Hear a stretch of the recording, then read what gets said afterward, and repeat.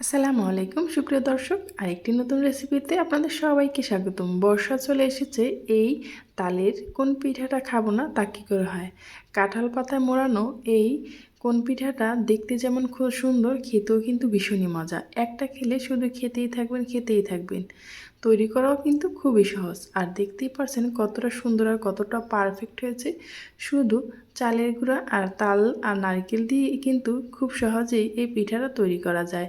তো চলুন এই মজাদার পিঠাটা আমি কিভাবে তৈরি করলাম সেটা আপনাদের মাঝে শেয়ার করি। প্রথমে আমি এখানে নিয়ে নিলাম 1 কাপ পরিমাণ তাল। আপনারা চাইলে এখানে পরিমাণটা বাড়িয়েও কিন্তু দিতে পারেন। এই 1 কাপ তালের সাথে আমি দিয়ে দিচ্ছি 1 কাপ পরিমাণ পানি। এখন এর ভেতরে দিয়ে দেব আমি 1 কাপ চিনি। এখন আমি এটাকে ভালোভাবে একটু মিক্স করে নিচ্ছি, যাতে করে তালটা খুব সুন্দরভাবে পানির সাথে মিক্স হয়ে যায়। যখন ভালোভাবে মিক্স হয়ে যাবে তখন আমি এর ভেতরে দিয়ে দেব চালের গুঁড়া। আপনারা চাইলে কিন্তু এটা সুজি দিয়েও করতে পারেন, সেটাও কিন্তু খেতে অসম্ভব মজার হয়। এখন আমি এর ভেতরে দিয়ে দিচ্ছি স্বাদ মতো লবণ, দিয়ে দিচ্ছি 1 চামচ পরিমাণের মতো ইস্ট, দিয়ে দিচ্ছি হাফ চামচের মতন বেকিং পাউডার। এখন এগুলো দিয়ে ভালোভাবে একটু নেড়েচেড়ে মিশিয়ে নিচ্ছি। তারপর আমি এর ভেতরে দিয়ে দেব হাফ কাপ নারকেল কোড়া। অবশ্যই নারকেল কোড়াটা দেবেন, তা না হলে কিন্তু এই পিঠাটা খেতে ভালো লাগবে না। এখন আমি এর ভেতরে দিয়ে দিচ্ছি 1 কাপ চালের গুঁড়ো। এখন এটাকে দিয়ে ভালোভাবে অল্প অল্প করে মিক্স করে নিচ্ছি। যখন খুব সুন্দরভাবে ব্যাটারটা এরকম ঘন হয়ে আসবে তখনই বুঝতে হবে আপনার ব্যাটারটা খুব সুন্দরভাবে পারফেক্ট তৈরি হয়েছে। দেখতেই পাচ্ছেন ব্যাটারটা আমি কিভাবে তৈরি করেছি, একদম ঘনও না আবার একদম কিন্তু পাতলাও না। এখন আমি এখানে নিয়ে নিলাম কিছু কাঁঠাল পাতা। কাঁঠাল পাতাটাকে আমি ধুয়ে ভালোভাবে পরিষ্কার করে নিয়েছি। এখন আমি কোণগুলো তৈরি করে নেব। দেখুন খুব সহজে কিন্তু এই কোণগুলো তৈরি করা যায়। আমি কিভাবে একটু মুড়িয়ে নিচ্ছি সেটা কিন্তু একটু খেয়াল করলেই বুঝতে পারবেন। এখন একটি শলা দিয়ে মাঝখানে এভাবে আটকিয়ে দিলাম। আপনাদের সুবিধার্থে আমি আরও একটা তৈরি করে দেখাচ্ছি। খুব সহজেই কিন্তু এইটা তৈরি করা যায়। দেখতে পাচ্ছেন মাঝখান থেকে পাতাটা একটু ভাঁজ করে কোণা দিয়ে মুড়িয়ে দিলেই কিন্তু এরকম তৈরি হয়ে যাবে। এভাবে করে আমি সবগুলো কিন্তু তৈরি করে নিয়েছি। এখন আমি একটা একটা করে চামচের সাহায্যে এই কোণের ভিতরে দিয়ে দেব। ছোট্ট একটা চামচ নিতে হবে, বড় চামচ নিলে কিন্তু এটা বাইরে পড়ে যাবে। দেখতে পাচ্ছেন। এখন আমি একটি শলার সাহায্যে এভাবে করে একটু নাড়িয়ে দিচ্ছি, যাতে করে এটা ভিতরে কোনো রকম ফাঁকা না থাকে, সেই জন্য ছোট চামচ দিয়ে দিলে খুব সুবিধা হবে। এভাবে করে আমি দিয়ে দিচ্ছি। এখন উপর থেকে আমি নারকেল কোড়াও দিয়ে দিচ্ছি।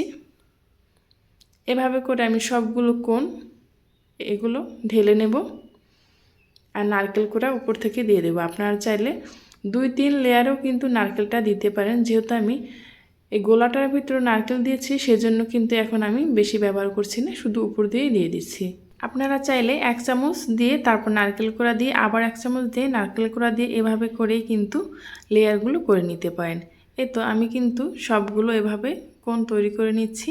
অবশ্যই কোণগুলো তৈরি করবেন আর চুলায় কিন্তু পানি বসিয়ে দিয়ে তারপর তৈরি করতে থাকবেন আর একটা একটা করে দিতে থাকবেন, তাহলে কিন্তু খুব সুবিধা হবে। আর তা না হলে কিন্তু এভাবে কোণ তৈরি করে এক সাইডে রেখে দিতে গেলে অনেকটাই ঝামেলায় পড়তে হবে। দেখা যায় এটার ভিতরে যে ব্যাটারটা সেটা কিন্তু একটু পাতলাই, এটা কিন্তু একটু কাত হলেই পড়ে যাওয়ার সম্ভাবনা থাকবে। সেই জন্য এরকম একটা যে কিছুতে আপনারা তৈরি করেন না কেন, ভাপ দেন না কেন, সেটা কিন্তু আগে থেকে পানিটা বসিয়ে দেবেন আর এভাবে করে দিয়ে থাকবেন। যদি আপনারা চুলায় চালনিতেও করে থাকেন তাহলে কিন্তু আগে থেকে চুলায় পানিটা বসিয়ে তারপর এই কোণগুলো তৈরি করবেন। কোণগুলো একটা একটা করে তৈরি করবেন, এরকম ভাপে দিয়ে দেবেন, তাহলে কিন্তু আর কোনো সমস্যা হবে না। আমি ভাপে দিয়ে এটাকে ভাপ দিয়ে নিয়েছি 6 থেকে 8 মিনিটের মতো। তাতেই কিন্তু খুব সহজেই এটা ফুলে ডাবল হয়ে গেছে, দেখতেই পাচ্ছেন। আর কতটা সুন্দর হয়েছে। আমি একটু কাঠির সাহায্যে এটাকে চেক করে দেখছি এটা পারফেক্ট হয়েছে কিনা। এটা কিন্তু 6 থেকে 8 মিনিট জাল করে নিলেই পানির ভাপে কিন্তু খুব সুন্দরভাবে এটা সিদ্ধ হয়ে যায়। আর কতটা সুন্দর আর কতটা লোভনীয় হয়েছে দেখতেই পাচ্ছেন।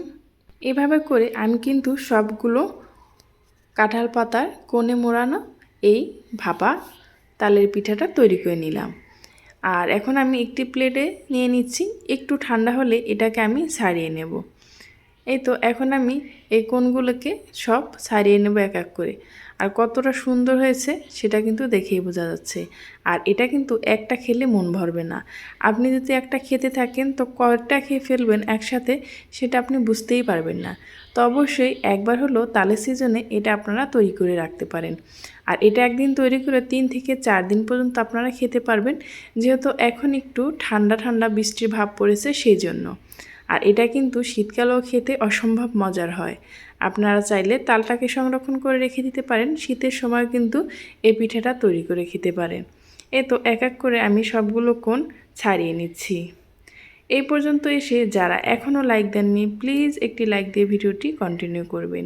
আমার এই ভিডিওটার কোনো অংশ যদি আপনাদের কাছে ভালো লেগে যায় তাহলে নতুন এবং পুরাতন যে আপু এবং ভাইয়ারা এখনও চ্যানেলটি সাবস্ক্রাইব করেননি প্লিজ চ্যানেলটি সাবস্ক্রাইব করে পাশে থাকা বেল আইকনটা ক্লিক করে রাখবেন, যাতে এরকম সহজ এবং নতুন রেসিপি আপলোড করা মাত্রই আপনার কাছে নোটিফিকেশন পৌঁছে যায়, আপনি দেখে নিতে পারেন। দেখতে পারছেন কতটা সুন্দর হয়েছে আর ভেতরটা কতটা সফট। এই পর্যন্ত যারাই আমার সাথে ছিলেন তাদেরকে জানিয়ে অসংখ্য ধন্যবাদ। পরবর্তী ভিডিও পর্যন্ত ভালো থাকবেন। আল্লাহ হাফেজ।